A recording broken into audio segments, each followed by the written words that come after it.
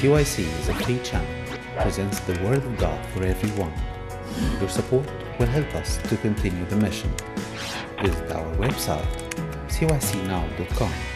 Even $1 will make a difference.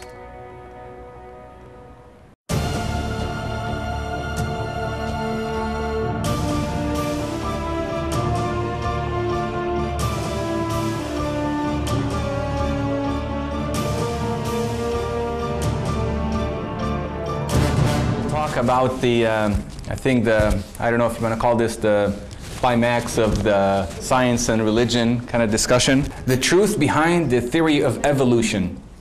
But before we begin, it is always important to do what?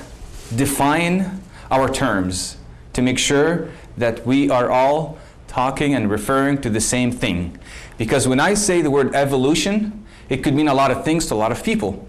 There's micro, there's macro, there's theistic, there's Darwinism, there's Darwinian, there's neo-Darwinian. So there's a lot of different expressions of evolution. So there's, I can't possibly cover everything, of course, in 45, 50 minutes. So what I mean when I say the theory behind, or the truth behind the theory of evolution, I am referring to Darwinian evolution. Okay? Darwinian evolution, which is the most common in the academic world. Okay, Darwinian evolution. Are we all clear on this? And we're not going to touch on theistic evolution because we did that extensively. The truth behind the theory of evolution. Some proponents of the theory of evolution, and now this is kind of not to say quiz, but do you know who these people? Do you know who this person is? Charles Darwin himself.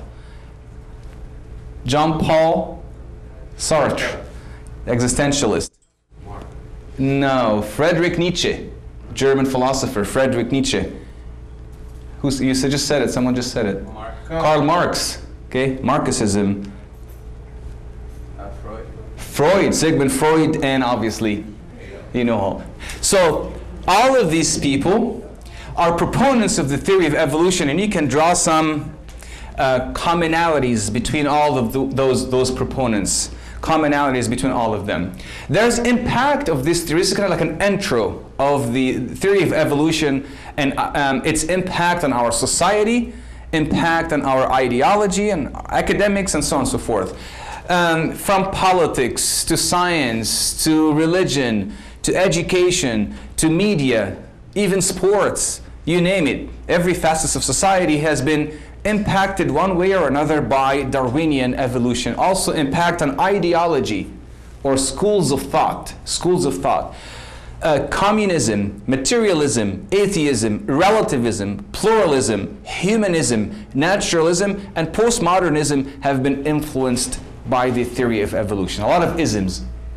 But these are schools of thoughts and ideologies that have been influenced by the theory of Darwinian evolution. Let me give you some historical background so that we can educate ourselves on how did it all come about. It all began with a movement called secular humanism. Secular humanism, a movement at the time of Michelangelo and Da Vinci, a philosophic movement called secular humanism began to emerge. And it came in the late 1500s as a reaction against medieval theology. Basically, from a historical perspective, and I mentioned to you, I think I may have mentioned to you yesterday, I forget it was this conference, or when I talked about the Industrial Revolution, did I mention that yesterday? And how that gave rise to the man as viewed as a superman, a superpower, and he needs to kind of transcend beyond medieval theology, beyond God. And this secular, the slogan for humanism as a philosophy is, man is the measure of all things. And that's kind of the mission statement or the slogan for humanism. Man is the measure of all things. And that philosophy caught like wildfire in this era. Humanism emphasized man's attempt to exert mastery over nature. Okay? From that came another ideology called scientism, which is different from science, which is using science as the source of truth. The effect of humanism was to help man break free from any divine knowledge or religious knowledge. I want to be independent of anything. So this is important for us to understand how Darwin and his theory, the environment that Darwin was in, okay, and the philosophies and the ideologies that led Darwin to come up with an explanation for how did we exist, kind of thing, you see? Because of the movement, and he kind of went on with that movement to develop his theory in his book. Anyone knows his famous book?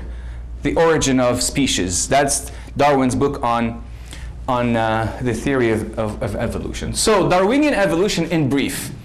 Charles Darwin was born in England. He spent 5 years on a ship commissioned to survey the coast of South America, and his experience led him to formulate the theory of evolution. He called it descent with modification.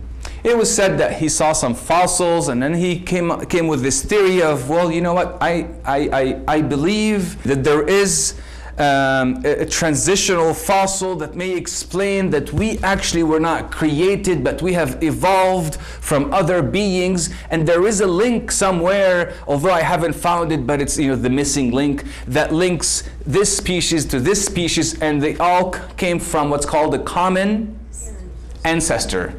A common ancestor. And that is what he means by descent with modification. Two components of his theory. I'm basically summarizing Darwin's theory in 3 slides, so forgive me if I am being too general, but time will not allow to be specific. All forms of life, including human beings, descended from a common ancestor by gradual modification. That's one pillar on the temple of Darwinism. Okay? The mechanism of this gradual modification is called natural selection. So 2 components. There's the descent with modification, common ancestor, and the natural selection, or in other words, natural selection is basically the survival of the fittest. Okay? Might makes right. You know, if you're strong, then you can trample over the weak, and I'll tell you a funny story about that later. Okay. Darwinian evolution. Natural selection is an impersonal force. I mean, again, one of the tenets or creeds of Darwinian evolution. Natural selection is an impersonal force. This is very key. Impersonal force that really means might makes right. Okay, now I'm quoting what he said. That which survives is selected to continue life, while those too weak to survive are exterminated by their own ineptitude. I speak to many Darwinian evolutionists, and they say that if you're stupid, excuse my language, if you're stupid, then you're one of those weak that eventually will just kind of wither away, because someone who's more intelligent than you will trample you, and he or she will be more the kind of the selected of this modification process or adaptation process. And they do believe in such things. Micro versus macro evolution, these are the 2 delineations or distinctions that I will share with you. I'm not going to go through all the other forms. But can you tell me briefly the difference between micro and macro in general? Anyone? Huh? Yes, yes, small and large, which is good. That gives an indication of what they mean. Micro from adapting from the same, or evolving from the same species, but macro is evolving from one species to another. Excellent. Very good. George, مش كده? Tony, very good. Very good. Where's George? Oh, you're okay here. Excellent. Can you repeat what you just said again out loud so we can all learn? Micro is evolving from evolving from the same species just to like an evolved from the same, like a bird, like it's still a bird but has like a different beak. But macro is from like a bird to like a different animal, like a different species. You're awesome. Very good explanation. So that precisely, someone had his hand up, or do you have anything different? This okay. Good. Yes. Okay, you're good. Okay. Better be. Okay. So minor changes within a living organism. Okay, and it usually has to do with adaptation. Okay, adaptation. Macro, living species related to one another by common descent, and that's the descent. These two pictures will explain exactly what I mean. Oops. Microevolution is within the same species, and this actually, we have no problem, we as in biblically and our church, we have no problem with microevolution. You can actually get a German Shepherd with a pit bull or whatever, two different types of same species dogs, and you can breed them. Actually, we have, if you get a donkey and a horse, mule. Okay, I didn't know. Okay, so we do see that. We do see that. But macroevolution says what? You know, across species.